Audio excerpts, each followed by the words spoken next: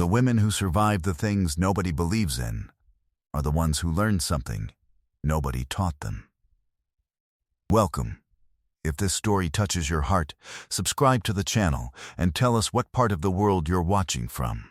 And leave a comment about a person in your life who knew something before anyone else believed it. This is the story of Remedios Castillo, who stacked dried corn stalks around the outside of her cabin in the Sierra de Veracruz every autumn, and who endured 7 years of being laughed at for it, and whose neighbors came to her door during the worst blizzard in 40 years with nothing left to lose and nowhere else to go.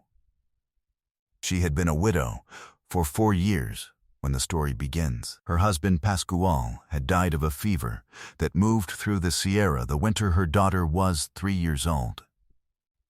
And it had left Remedios with the cabin, the apple tree in the yard, a daughter named Camila, who had been born with a weakness in her left leg that made walking difficult and running impossible, and the knowledge, inherited from her own grandmother, who had learned it from her grandmother before her, that dried corn stalks stacked thick against the base and lower walls of a wooden structure could hold enough warmth inside to keep a family alive through a Sierra blizzard without burning through the winter's entire wood supply.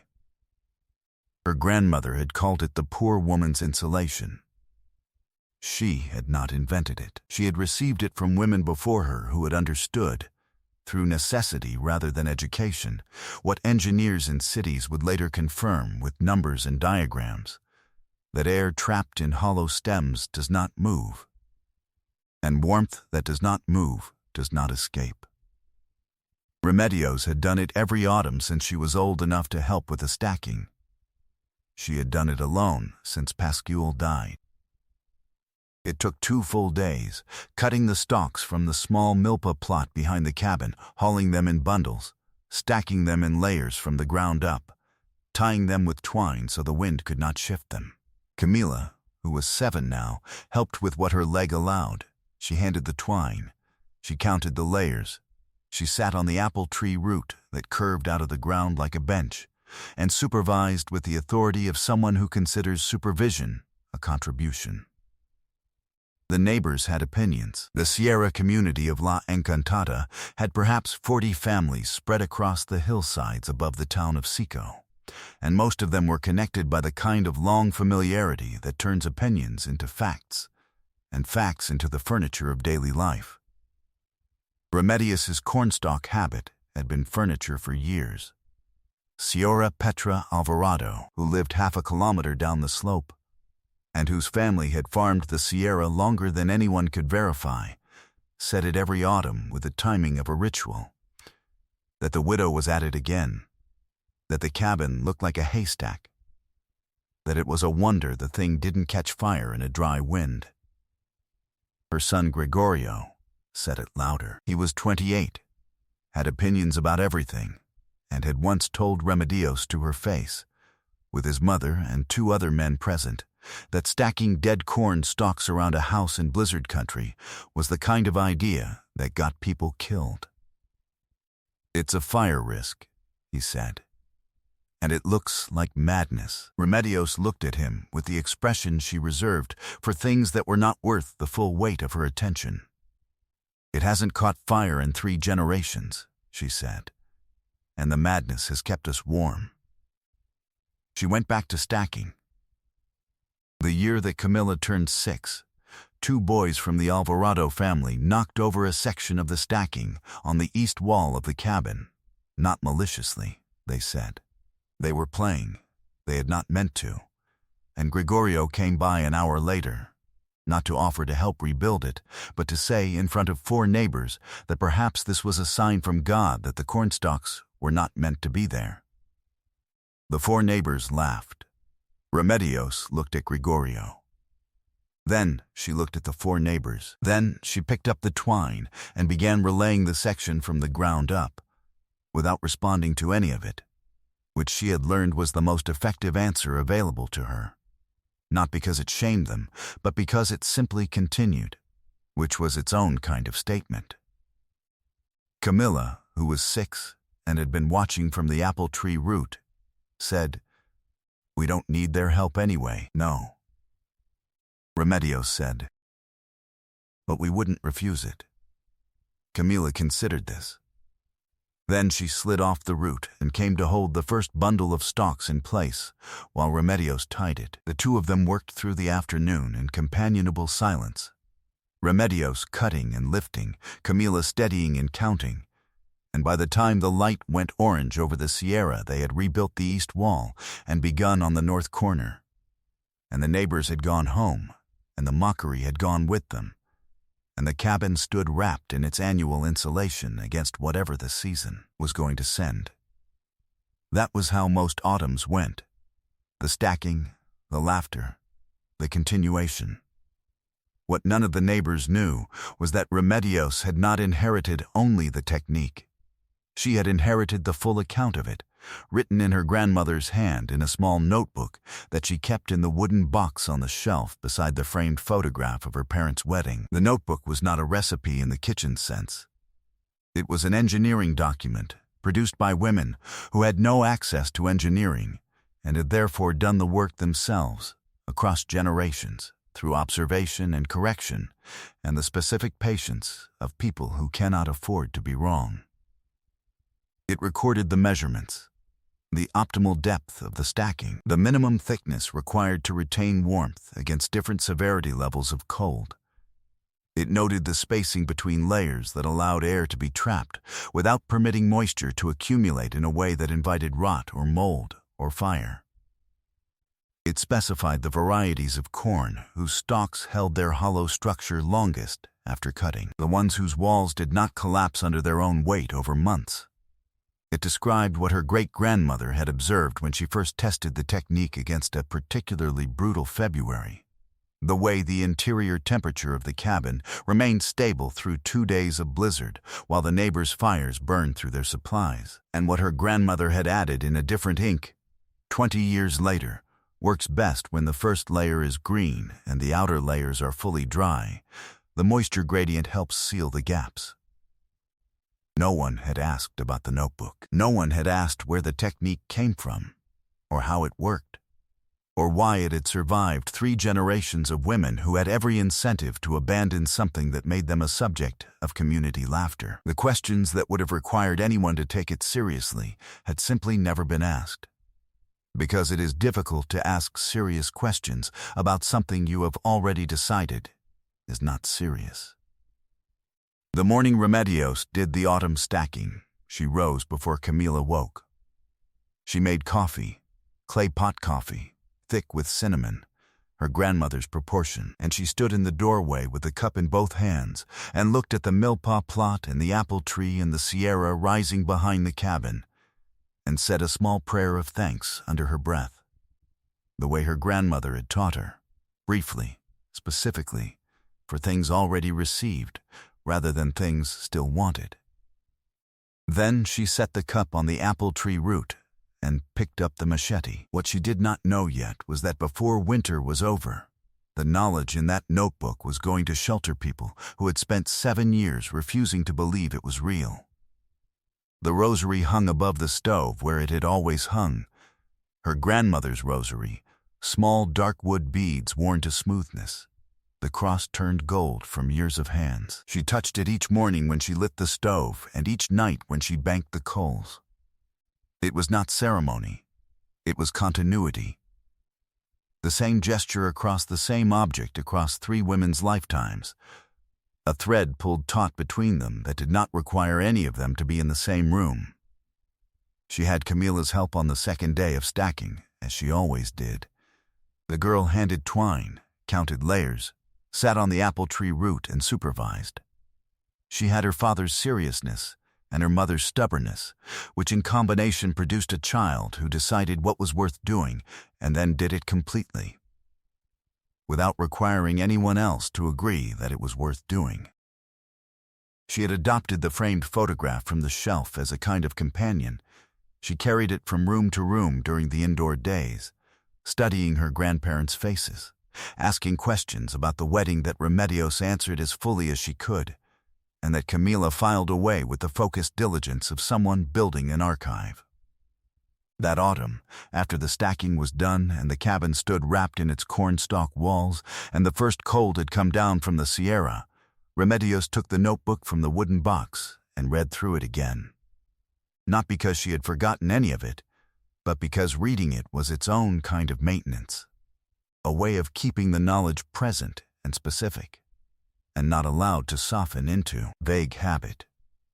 She read her grandmother's handwriting and her great-grandmother's handwriting and the even older annotations at the back that she had never been able to fully attribute to a specific person, but that were clearly the same tradition, the same careful observation, the same refusal to let what worked be lost simply because the people around them were not watching. The blizzard arrived on a Wednesday in February.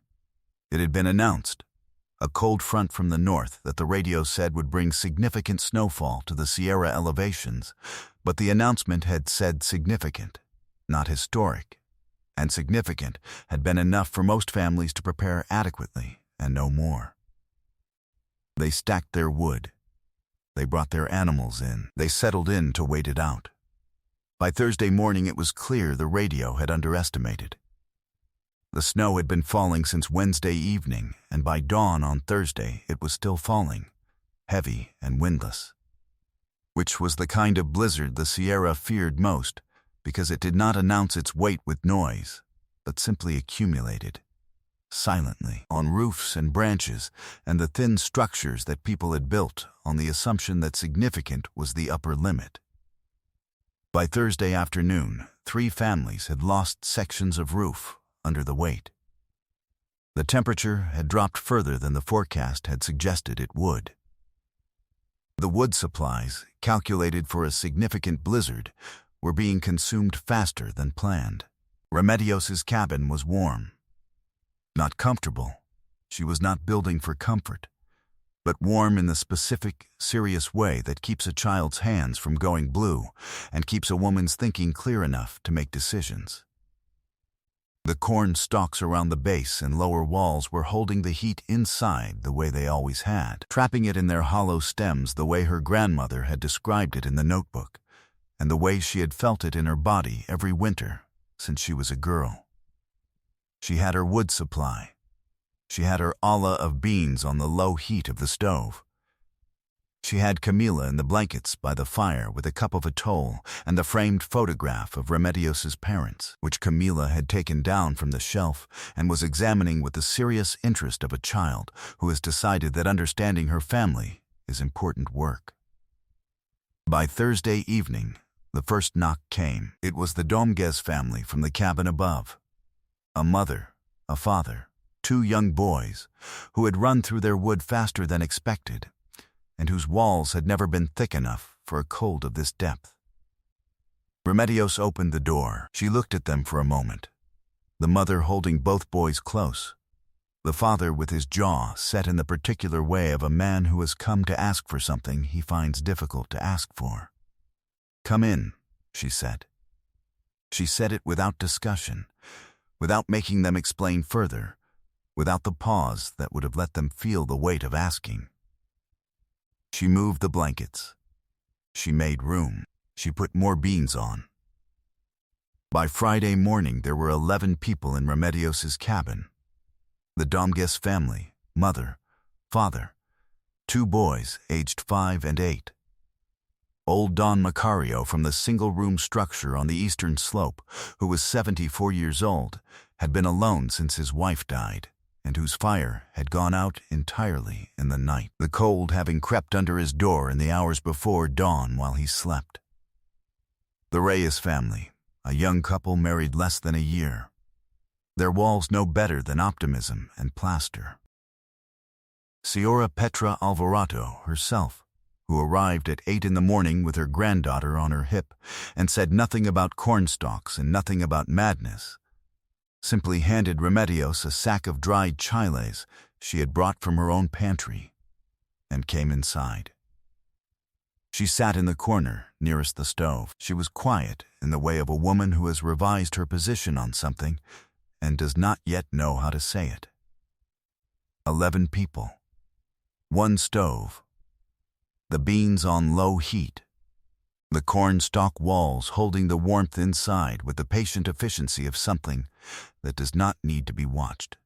Remedios moved through it all with the practicality of someone who is prepared not for a specific outcome, but for whatever the outcome turned out to be.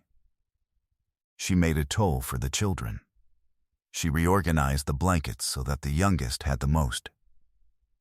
She found a place for Don Macario near enough to the stove that the warmth reached him properly, and she brought him a cup of coffee without asking whether he wanted one. Because he was 74 years old and had walked through a blizzard at first light, and the answer to that question was already settled.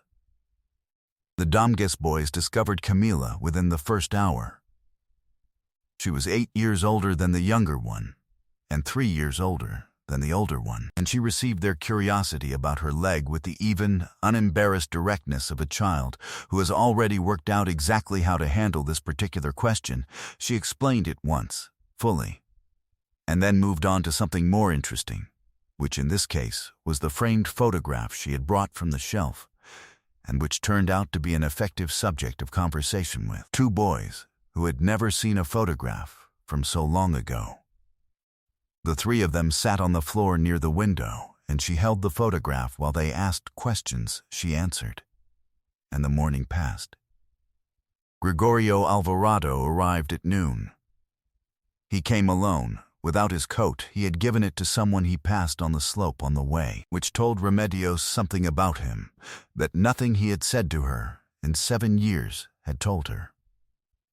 He stood in the doorway with snow on his shoulders and his hands at his sides, and he looked at the room, at the 11 people in it, at the warmth, at the beans still on the stove, and he did not say anything. Remedios stepped back from the door. "Come in," she said. Same words, same tone, the same exact distance as she had said it to the Domges family, and to Don Macario, and to the Reyes couple. No adjustment for the history between them. He came in. He sat on the floor near the wall, which was the only space. He looked at the cabin, at everything it contained, at the warmth that was impossible by his understanding of what her cabin was, and that was entirely real, and he said nothing for a long time. His mother was across the room. She did not look at him. Camila looked at him.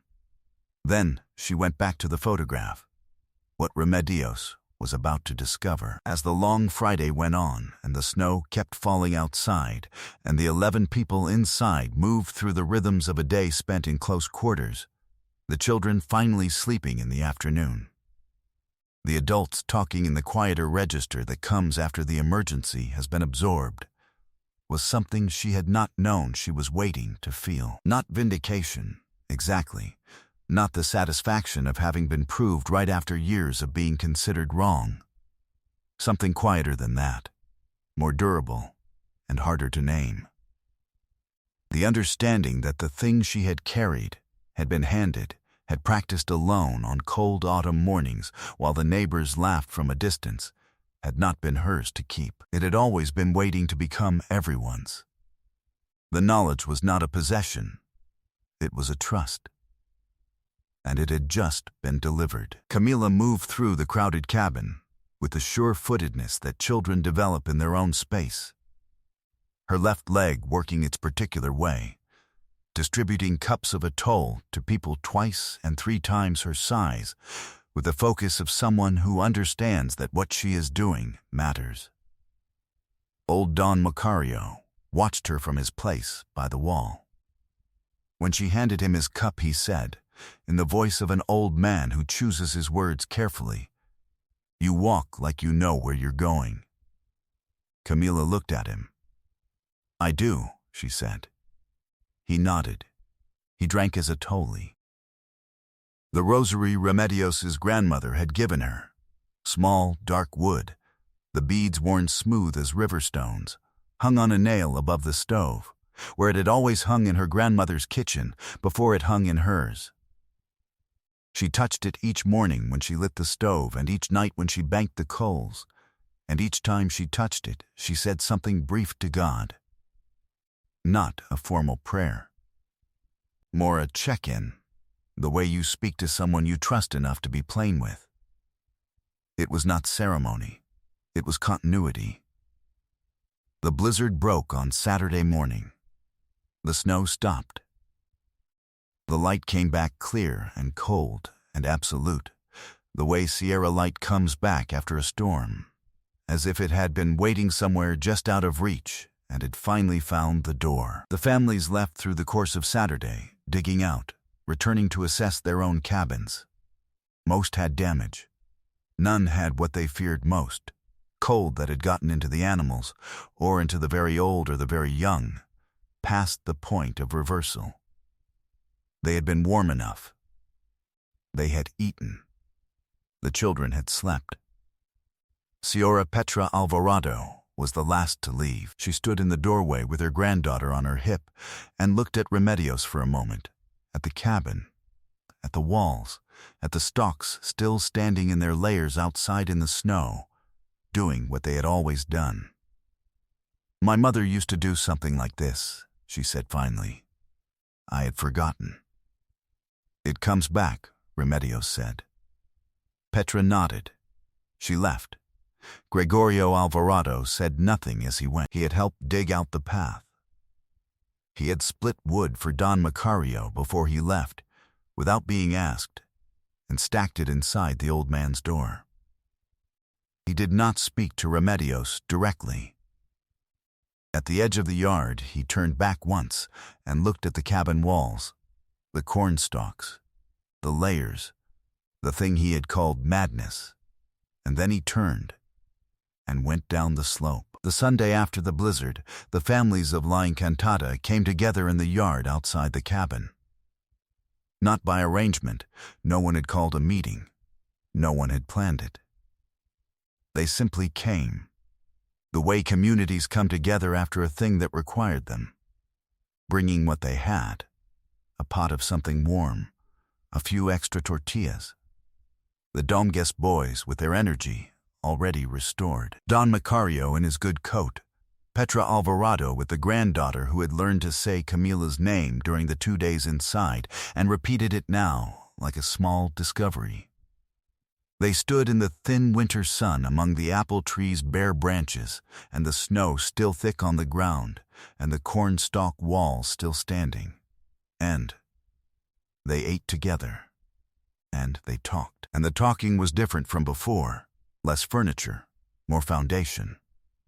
Camila sat on the apple tree root with a bowl in her lap, watching all of it with her characteristic expression, calm, attentive, already deciding what she thought.